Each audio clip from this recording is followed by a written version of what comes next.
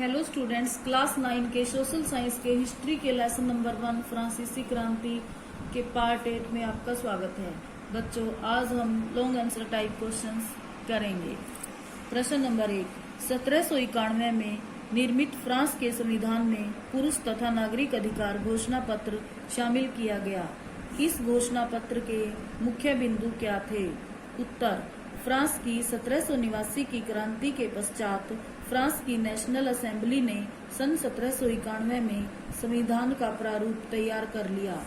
इस प्रारूप में पुरुष तथा नागरिक अधिकार घोषणा पत्र को शामिल किया गया। इस घोषणा पत्र के मुख्य बिंदु निम्नलिखित थे। नंबर 1, आदमी स्वतंत्र पैदा होते हैं, स्वतंत्र रहते हैं और उनके अधिकार समान होते हैं। नंबर 2, प्रत्येक राजनीतिक संगठन का लक्ष्य आदमी के नैसर्गिक एवं अहरणीय अधिकारों को संरक्षित रखना है।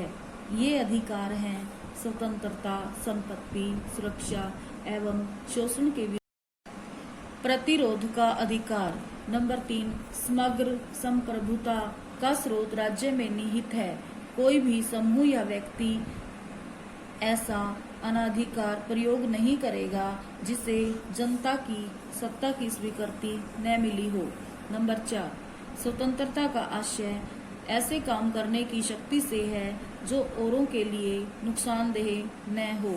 नंबर 5, समाज के लिए किसी भी हानिकारक कृत्य पर पाबंदी लगाने का अधिकार कानून के पास है। नंबर 6, कानून सामान्य इच्छा की अभिव्यक्ति है। सभी नागरिकों को व्यक्तिगत रूप से या अपने प्रतिनिधियों के माध्यम से इसके निर्माण में भाग लेने का अधिकार है। कानून की नज़र में सभी नागरिक समान हैं। नंबर 7, कानून सम्मत प्रक्रिया के बाहर किसी भी व्यक्ति को न तो दोषी ठहराया जा सकता है और न ही गिरफ्तार अथवा नजरबंद किया जा सकता है।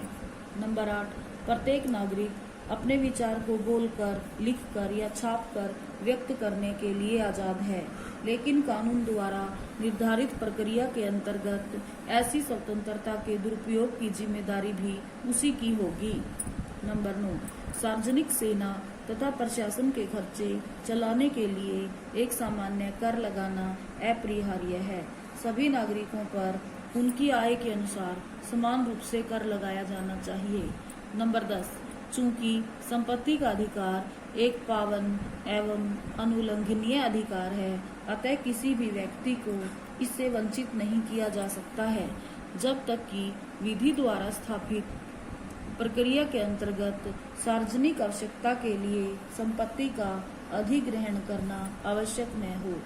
ऐसे मामले में अग्रिम मुआवजा जरूर दिया जाना चाहिए। प्रश्न नंबर 2, नेपोलियन बोनापार्ट की भूमिका पर विचार व्यक्त कीजिए। उसका पतन क्यों हुआ?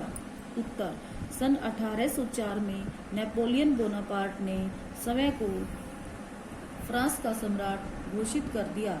वह फ्रांस और यूरोप में अनेक क्रांतिकारी परिवर्तनों का प्रेरक बना। उसने पड़ोस के यूरोपीय देशों की विजय यात्रा शुरू की।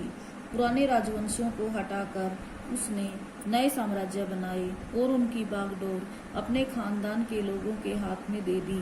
नेपोलियन खुद को यूरोप के आधुनिकीकरण का अग्रदूत मानता था। उसने निजी संपत्ति की सुरक्षा के कानून बनाए और दशमलव पद्धति पर आधारित नाप तोल की एक समान प्रणाली चलाई।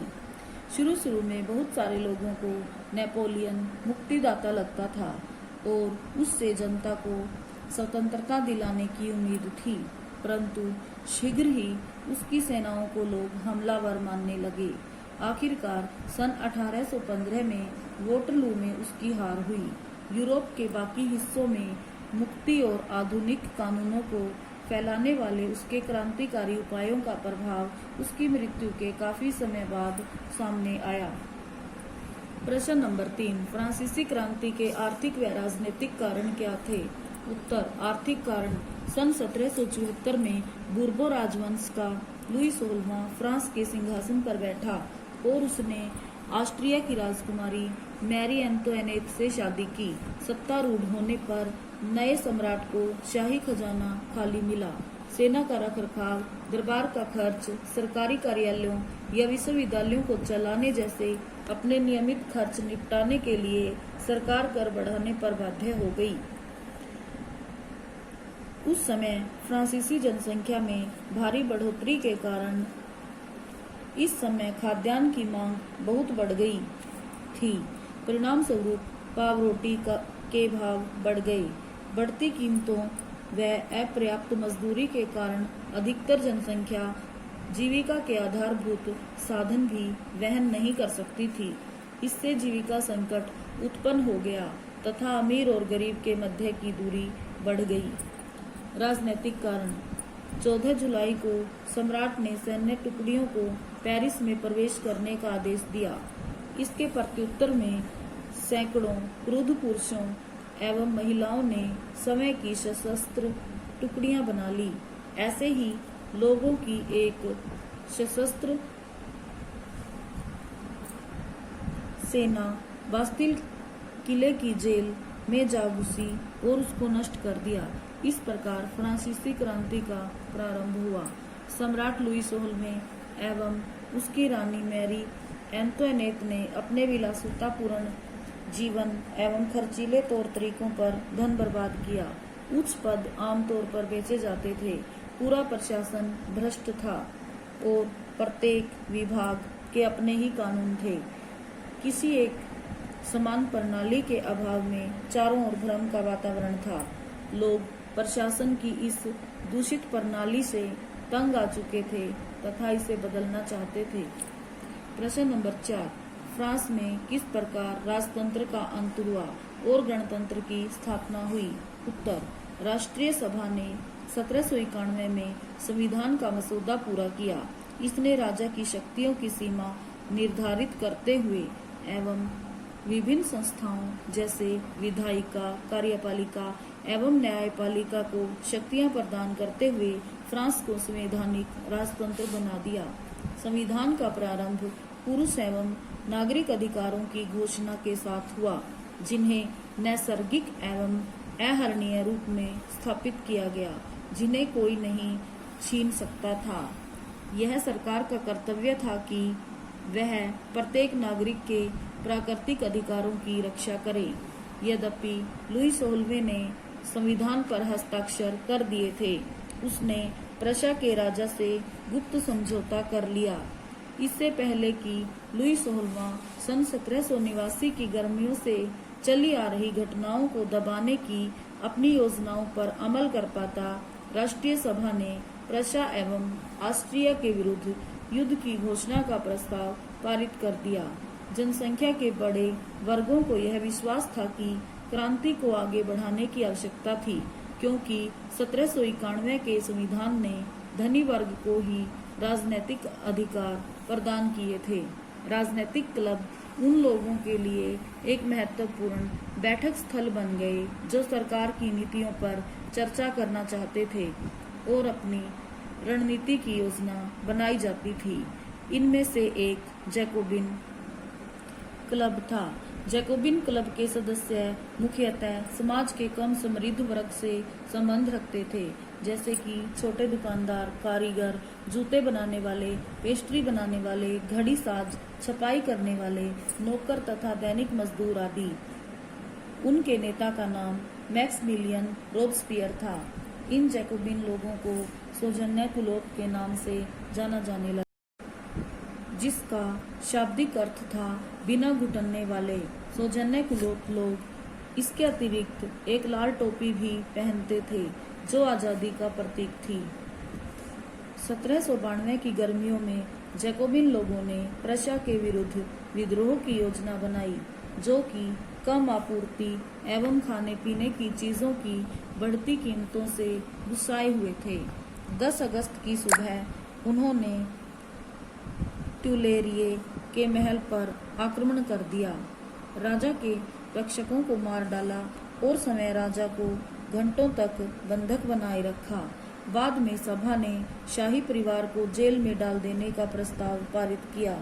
चुनाव कराए गए तथा तब से 21 वर्ष या उससे अधिक आयु के सभी पुरुष चाहे उनके पास संपत्ति हो या नहीं, सभी को वोट डालने का अधिकार मिल गया। नवनिर्वाचित सभा को कन्वेंशन का नाम दिया गया। 21 सितंबर 1792 को इसने राजशाही का अंत कर दिया तथा फ्रांस को गणतंत्र घोषित कर दिया। लुई 16वें को न्यायालय द्वारा देशद्रोह के आरोप में मौत की सजा दी गई। 21 जनवरी 1793 को सम्राट को सार्वजनिक रूप से प्लेस डी ला कनकॉर्ड में फांसी दे दी गई और इसके बाद ही मैरी एंटोनेट को भी फांसी दे दी गई। प्रश्न नंबर 5, 18वीं सदी के फ्रांसीसी समाज में व्याप्त एस्टेट्स प्रणाली का वर्णन कीजिए। उत्तर, 18वीं सदी का फ्रांसीसी समाज 3 एस्टेट्स में विभक्त था। नंबर 1, प्रथम एस्टेट में पादरी आते थे। नंबर 2, दूसरे एस्टेट में कुलीन आते थे। नंबर 3 एवं तृतीय एस्टेट में बड़े व्यवसायी, व्यापारी, अदालती कर्मचारी, किसान, कारीगर, भूमिहीन मजदूर एवं नौकर आते थे। यहाँ यह उल्लेखनीय है कि तृतीय एस्टेट में कुछ लोग अमीर थे जबकि बाकी गरीब थे। पहली 2 एस्टेट के सदस्य जन्म से ही कुछ विशेषाधिकारों का प्रयोग करते थे। इनमें से सबसे महत्वपूर्ण था कि इन्हें सरकार को कर देने से छूट प्राप्त थी। कुलीन वर्ग को सामंती विशेषाधिकार भी प्राप्त थे। सभी प्रकार के कर का भार केवल तृतीय एस्टेट पर था। तृतीय एस्टेट के सभी सदस्यों को सरकार को कर देना पड़ता था। इनमें सरकार को प्रत्यक्ष रूप से दिया जाने वाला कर, टाइल एवं दैनिक प्रयोग की वस्तुओं पर लगने वाले बहुत से अप्रत्यक्ष कर शामिल थे।